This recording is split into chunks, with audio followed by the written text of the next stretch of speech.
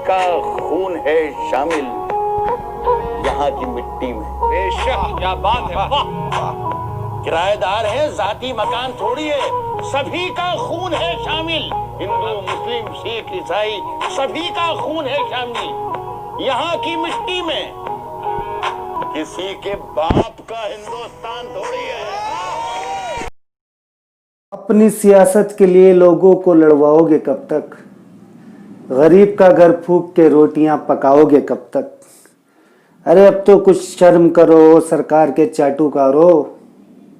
हलाल भी खा लिया करो कभी, आराम की रोटियां खाओगे कब तक? दोस्तों, आज हम बात करने वाले हैं यूपी की। जी हाँ, आप सही सोच रहे हैं, हम बात कर रहे हैं आज यूपी के हाथरस की, जहां पर एक बच्ची का 15 दिन पहले यानी कि 14 सितंबर को 4 दरिंदों ने मिलकर बलात्कार किया। उस बच्ची का रेप किया गया, और सिर्फ रेप ही नहीं किया गया, उस बच्ची को ऐसी दर्दनाक मौत दी इन दरिंदों ने कि उस बच्ची की जुबान काट ली और बहुत ज़्यादा उसे तकलीफ दी गई। और जब उसके माता पिता पुलिस के पास गुहार लगाने गए कि हमारे साथ ऐसा हुआ है, तो वही स्टोरी पुरानी वाली जो आप और हम देखते आ रहे हैं।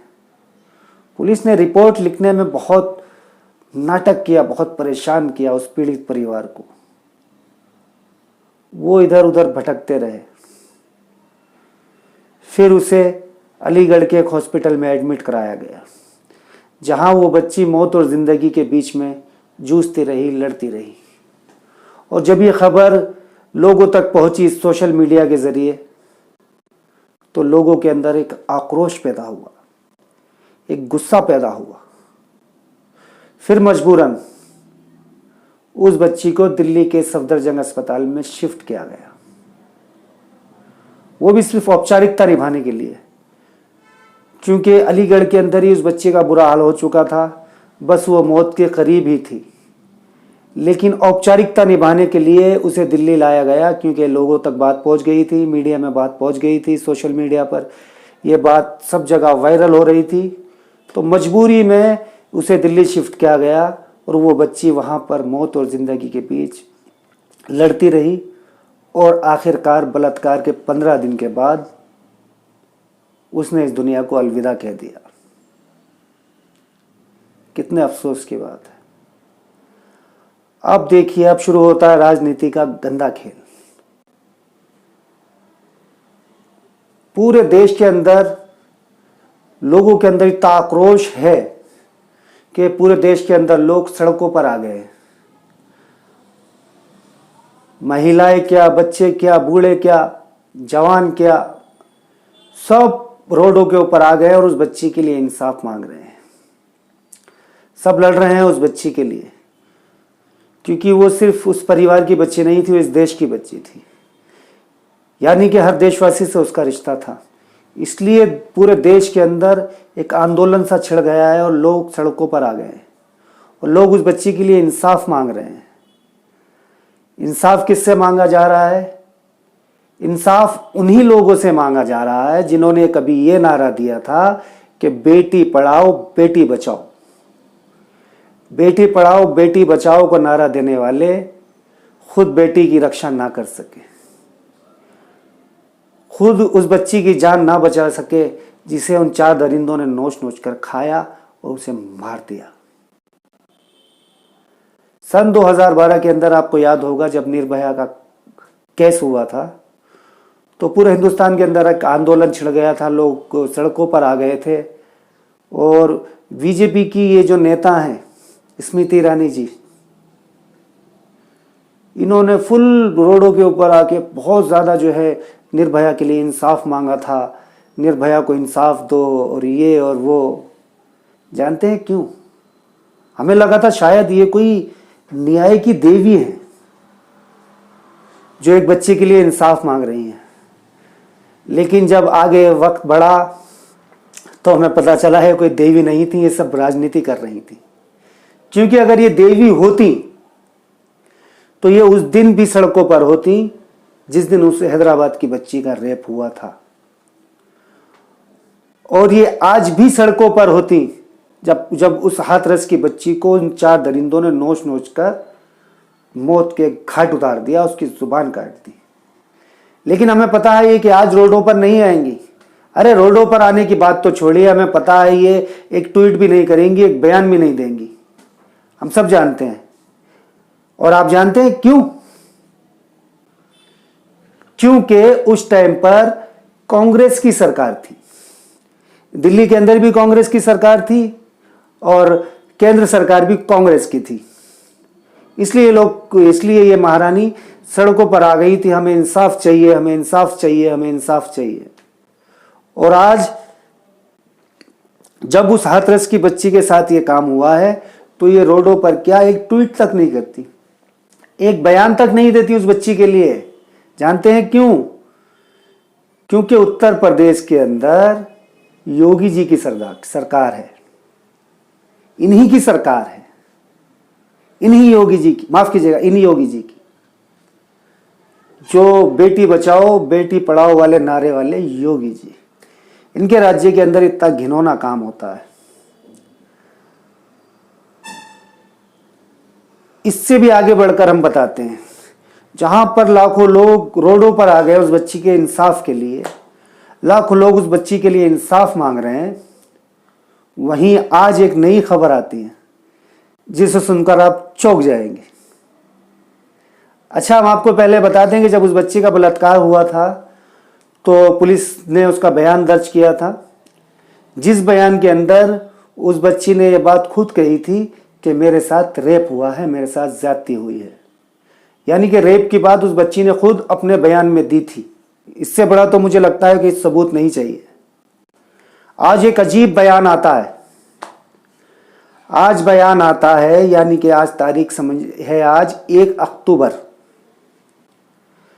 1 अक्टूबर का मतलब है कि 17 दिन के बाद आज बयान आता है कि जो डॉक्टरों ने उस बच्ची का पोस्टमार्टम किया और उसकी आज रिपोर्ट आ गई है। उस रिपोर्ट के अंदर ये बात आई है, सामने आई है कि उस बच्ची के साथ बलात्कार हुआ ही नहीं।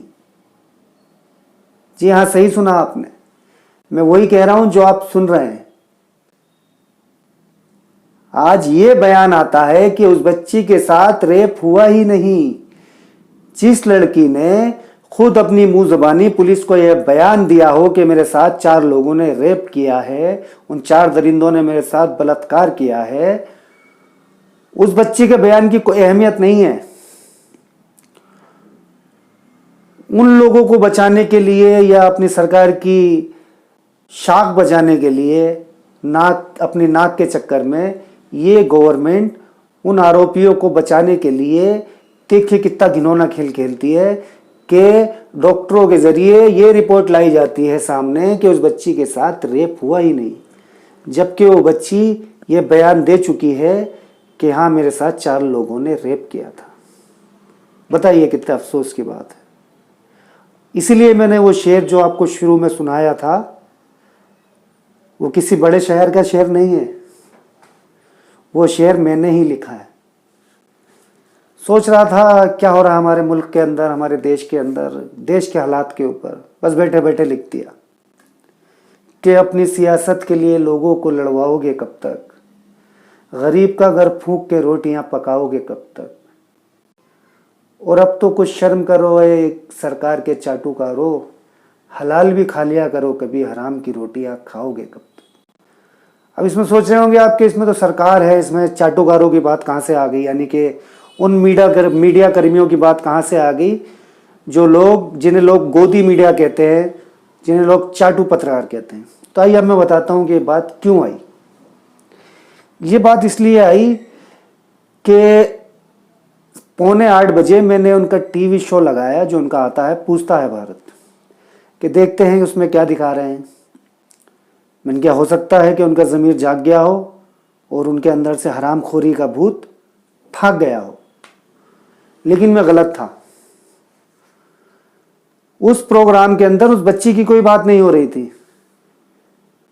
जहां पर पूरा देश सड़कों पर आ गया है, लोग उस बच्ची के लिए इंसाफ मांग रहे हैं, वहीं हमारा ये न्यूज़ चैनल और इस न्यूज़ चैनल का ये एंकर अर्नब गोस्वामी आज भी इसके डिबेट के अंदर वो बात नहीं थी कि उस बच्ची को जो है रेप हुआ, उसने सिसक सिसक के दम तोड़ा और उसे इंसाफ मिलना चाहिए, इस टाइप की कोई बात नहीं थी। आज भी वही घिसी पिटी स्टोरी थी उसके चैनल पे कि रिया को दफा 302 लगनी चाहिए और सीबीआई ने ये कहा है और सीबीआई ने वो कहा है। अबे भाई, तुम्हें क्या उस बात से लेना है? तुम्हें क्या लेना उस बात से?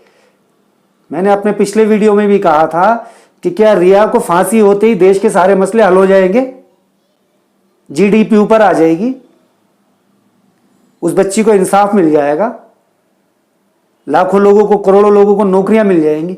आप क्यों उस चक्कर में पड़े हुए हो? जब उस केस की जांच सीबीआई कर रही है तो जब वो जांच हो जाएगी आपको बताया जाएगा ना। आप तो मीडिया कर्मी हो, आपको बताया जाएगा ना कि वो कातिल है क्या नहीं है, वो सब आपको बताया जाएगा ना।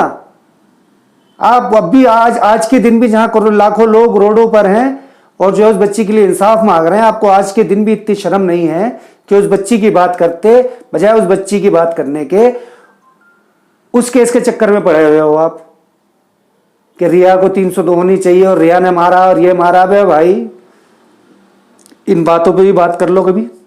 फिर आप बोलते हो कि हमें उल्टा सीधा बोलते हैं।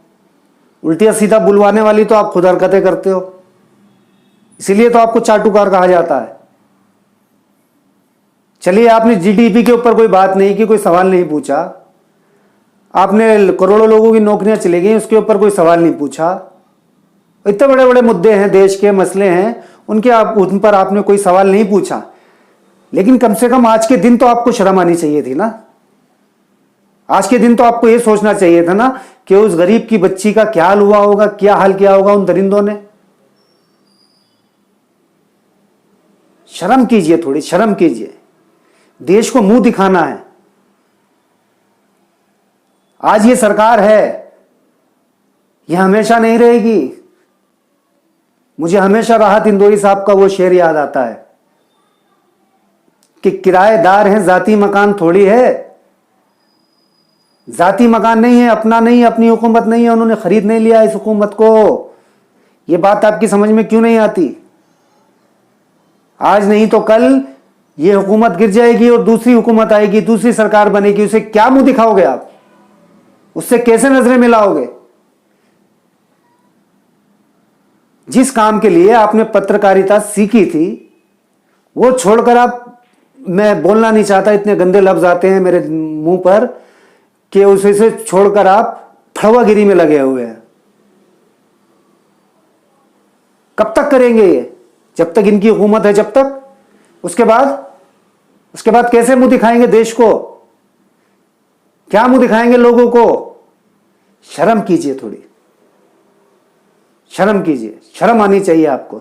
अर्नब गोस्वामी, आपका नाम सुनते ही मेरे अंदर जो है गुस्सा आ जाता है, और उसकी वजह आप खुद हो आप। क्योंकि आपकी हरकतें ऐसी हैं कि बजाय उस बच्ची के इंसाफ मांगने के, उसकी आप डिबेट चलाते, उसकी न्यूज चलाते, लोगों को बताते कि हाथरस में ऐसा हुआ है, उस योगी के राज में ऐसा हुआ है जो कहता था बेटी पढ़ाओ बेटी बचाओ, कि उस बच्ची को सिसक सिसक के दम तोड़ना पड़ा। 4 दरिंदों ने उसकी इज्जत लूटी, उसकी जुबान काटी। बजाय इन बातों के आप उसमें लगे हुए हो कि रिया ने जो है सुशांत को मारा है। शर्म करो, थोड़ी शर्म करो। हाथ जोड़ के कह रहा हूं, शर्म करो। शर्म आनी चाहिए आपको ऐसी पत्रकारिता का।